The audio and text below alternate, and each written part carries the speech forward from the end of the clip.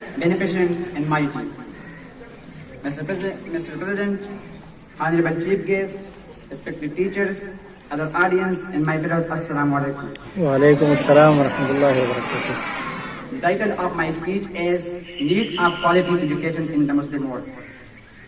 Mr. President, I am extremely glad to be heard here and represent my views to this august audience. Nelson Mandela, a great freedom fighter, once said, education is the most powerful weapon which can be used to change the world. In the words of Iqbal, सबक पर पढ़ सदाकत का शुजाअत का अदालत का सबक पर पढ़ सदाकत का शुजाअत का अदालत का लिया जाएगा तुझसे काम दुनिया की इमामत का. Mr. President, education is a very important and undeniable imperative for the development of our society. Our parents make us learn many things at home and then send us to school at the age of 5.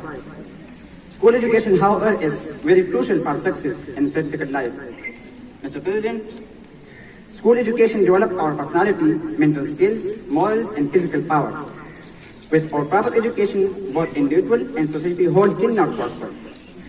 For the nation of West developed by attaining quality education, Muslim Ummah, who were once the envy of the world, today lag behind in the field of scientific education. Till that only 3% from Muslim world wanted to obtain the prestigious Nobel Prize.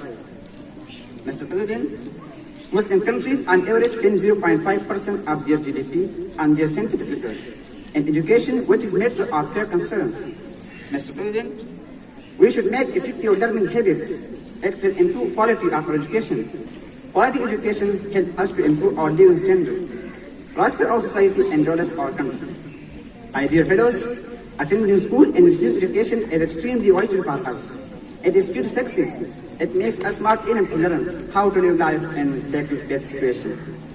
I would like to finish my speech with the quotation of U.S. President Bill Clinton.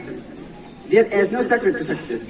It is sustained hard work and proper training which lead to success. Thanks.